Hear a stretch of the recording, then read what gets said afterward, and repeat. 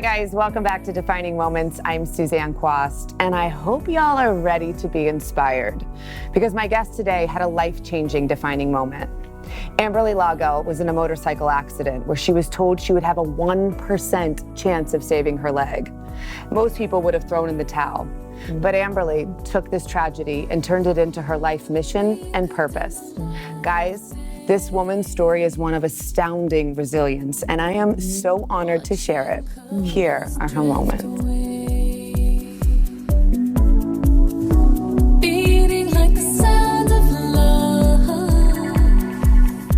Oh, thank you for having me. I'm so excited. That was like the loveliest introduction. Oh, well, I mean it. You were just like this beacon of light and inspiration and grace and tenacity, and I'm really in awe of you and your story. Thank you so much. It's such an honor to be here. And then I know you've done a TED Talk. You obviously have the best-selling book, True Grit and Grace, Turning Tragedy into Triumph. Yeah. You're a motivational speaker, and now you have a podcast. I know. Who would have ever thought? Which is so exciting. But so I know, like, you know, you've told your story in a lot of different mediums, but for anybody who hasn't heard it, would you walk us through what happened? Yeah, you know, it's funny because a lot of people do ask, wow, what happened, especially when they see my leg that's all scarred up. And I usually say, oh, it was a shark bite. Or, you know, I make up stuff now. Yeah, I make up but it really, when I think back to, you know, sometimes when we look back at how far we've come, I am in gratitude for where I am now because I was told that I would be in a wheelchair permanently, that I would never run again, that I would never be normal, that I would be permanently disabled. You know, after my motorcycle accident, life changes so quickly. You know, in the blink of an eye, I went from having a fitness career and doing fitness videos to I'm lying in the street, bleeding out, my femoral artery severed, my leg is broken into pieces. And at that moment, I really didn't have any idea how drastically it would change my life. I had no idea that I would soon be put in induced coma. And when I woke up, actually, when the doctors told me I had a 1% chance of saving my leg and they were going to amputate, when they told me that 1% chance, it was that little glimmer of hope that I needed that, okay, well, there's still a chance. And I think sometimes that's all we need is that little bit of hope to make us keep pushing forward, to keep us moving.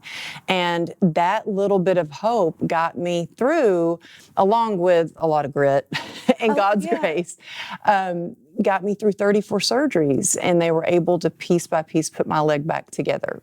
Okay, but this 1% thing really, I'm not getting emotional talking about it. I'm sorry.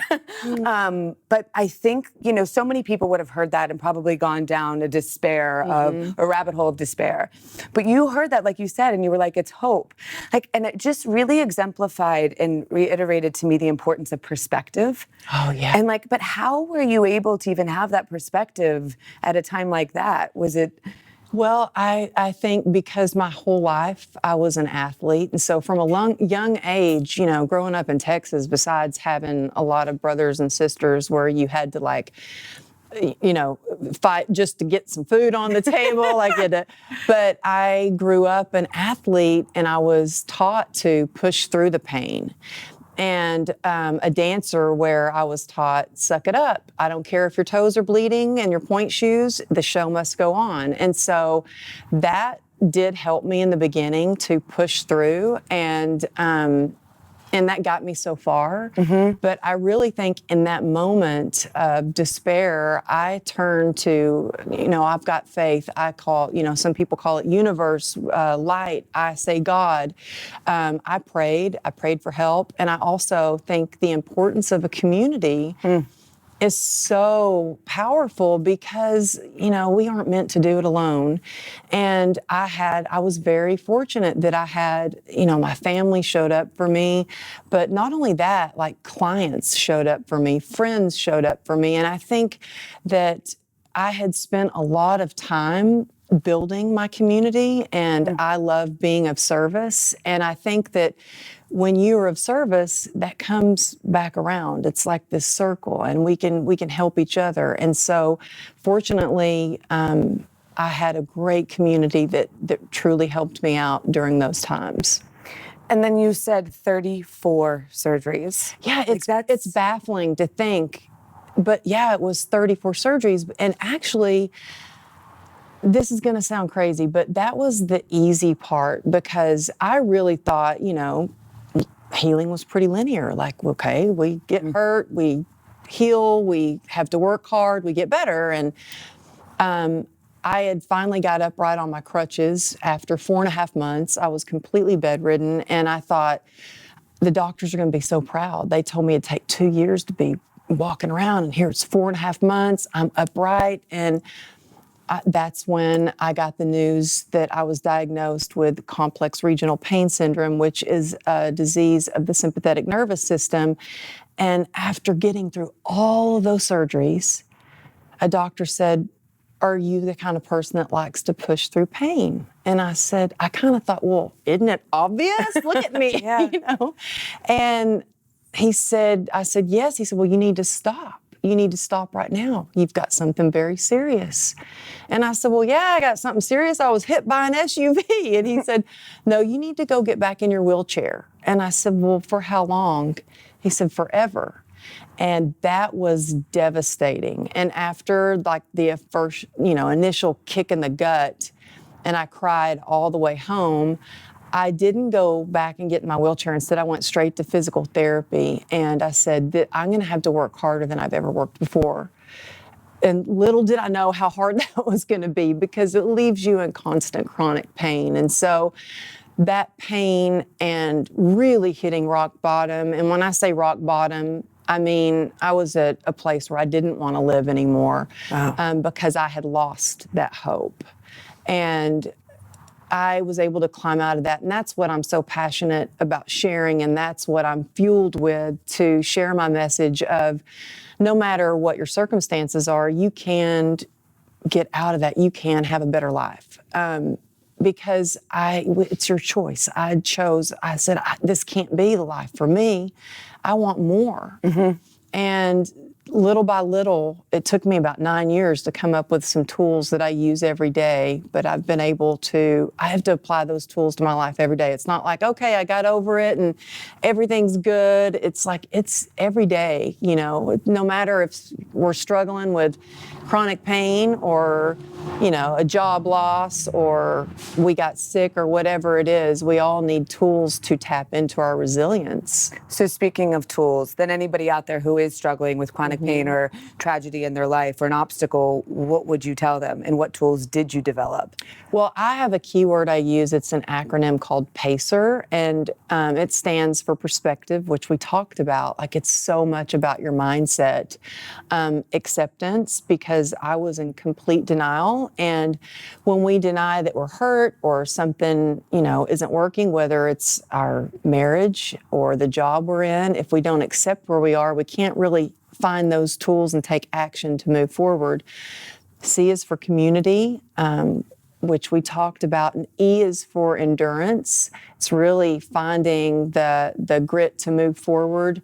And R is for rest, which is the hardest one for me. And that's what my husband always like, where's PACER? You're not using the R in PACER. And I'm like, you're right. Okay. And because, in today's world, everything is so fast paced, and it's really finding time to be resourceful in our ways of resting, whether it's 5 minutes of a meditation while you're waiting in, the pickup line at school for your child, or whether it's taking that time in the morning like I do to have a morning ritual just to start my day. Do you do a morning ritual? I do a morning. What is your morning ritual? Well, as much as I want to get up and check Instagram or my emails or whatever, I'm like, no, I have to stop. I have quiet time. I get up before anyone in the house gets up, and I read out of a few different books, whether that's just an affirmation or a quote or something to get me in the right mindset. I do a short meditation, and I write in a journal. And sometimes I only write down, a couple of things I'm grateful for, but it really gets the foundation of, okay, this is where I am. This is what my goals are. These are what my intentions are. And I feel a little bit grounded before I just, run off for the day. Yeah. But then on your everyday, like even your routine and whatnot, are you in pain 24/7? I am. Like, Can you be honest with you, a lot of times I drive with my left foot, but also I only have one sock on. Okay. Okay. My foot was hurting, so I figure out ways to do things. I can't have anything too tight on my leg because it will flare me up, and so I used to be really embarrassed to wear dresses. I wouldn't wear anything that showed my scars and my legs. And now it was such a gift to finally get over that and just accept my scars as something as, wow, look at what I got through, instead of, oh, look how ugly I am, And so I wear baggy pants or skirts, or it's an everyday thing because I'm in pain every day, and I've really had to learn. We have to learn how much we can push beyond what we think that we're capable of, and when to kind of give ourselves the gift of grace and recover, which is always a work. And I'm always learning about that. Yeah. 100%. And, something you said about, in dealing with tragedy, I feel like oftentimes what happens is we end up with these like emotional invisible shackles. But I think that when we really take the time to fearlessly own our story, which is what you do, and we accept it, as you say, and we create a space that we can talk about it that's safe, I think something happens where there's like a lack of resistance sort of comes down, and that's where the healing takes place. And I think for you, I look at you and you're somebody who openly talks about overcoming sexual abuse, who's a survivor of divorce, and now surviving this, tragic car accident. What do you think this has taught you about yourself? Oh, I think it's taught me that the human spirit is capable of so much. We can get through so much and still rise above again and again, because I have fallen so many times. In fact, my husband jokes and he's like, she just won't die. I'm like, that's right. I'm here. Look out. But it's, I think it's all how we look at it. And I think my pain has taught me so much. It's taught me compassion. It's taught me patience. I'm still learning patience, because healing is a long process, and we all heal at our own rate. In fact, I had someone reach out to me. They had received my newsletter, and in the newsletter, I'm like jumping up in the air, and she reached out and she goes, I got your newsletter and it really depressed me. And I'm like, oh no, that's like not the reason. I want to inspire you. And she goes, well, I saw you jumping up in the air and I can't do that yet. And she had just had brain surgery. And I said, oh no, love, it took me years to be able to jump like that. And I don't go around jumping like that all the time. And I jump with one leg, I just, you learn, I think, that we can adapt and we can do things differently. I had to let go of, I was so caught up in, I used to be able to do this and I used to do that. And I had to let go of all that and focus on building up from what was broken and figuring out what I could do instead, or even some things better, or I don't have a college education, and I didn't really have the confidence to write a book, but my passion for inspiring and helping others was more than my fear of doing it. And so I figured it out. And I think that we can all figure it out. We can all figure out how to do it if we have that passion for it. Which I think is so inspiring. My stepmom, she suffers with chronic migraines. She's had it every day for 7.5 years. And so I listen, to you, and I want to dedicate this episode to her because I know how much pain she's in. I don't know what's wrong with me today. No, but I feel like your story could really inspire a lot of people. And like you said, the fact that it takes time, and this doesn't happen overnight. And we do have to rebuild who we thought we were, right? And the stories we tell ourselves around it. And you've used this to create a purpose and a vision. And you're like, I don't know, I'm really touched by your story. Oh, well, you're making me cry. Well, you know what? I think the minute I met you finally in person, I felt connected with you. And I think sometimes, I know for me, when I'm around people that I really genuinely care about and I feel safe with and I feel connected to, I feel like I can let down the barrier and just be myself. And I think that's a beauty of having a community. And I think, you know, when I finally get to meet people, and that's what's so crazy about social media, so crazy good, is that you can meet people from all over the world. And the best part of my journey has been meeting people like you and other people that I've met that are in some sort of pain, and they hear my story and they're like, oh, well, she's in pain, but she still works and she still manages to have fun and find joy. And I don't have to let my pain define me. I can do other things. And so I think it's powerful when you can come together and, you know, I always say stronger together, because I don't want to do this alone. I like having people that you can relate to and go, you know what, I'm dealing with this too. And when you find someone that has a similar journey or similar story as you, and you can figure things out together, it's magic. That's where the magic 100%. And you just recently, or maybe not recently, but I just read it recently, wrote a blog post about post-traumatic growth. And again, I thought that was interesting. You know, when stress or like tragedy and trauma happens, it manifests sometimes as post-traumatic stress. Like, for instance, for me, I just recently saw a nutritionist, and he said to me, your endorphin and dopamine levels are such that it's equivalent to somebody that's come back from war. And I was like, oh my gosh. So the trauma is manifested, and yes, that's a part of it, and yes, I have to deal with the post-traumatic stress, but equally there's an opportunity for growth.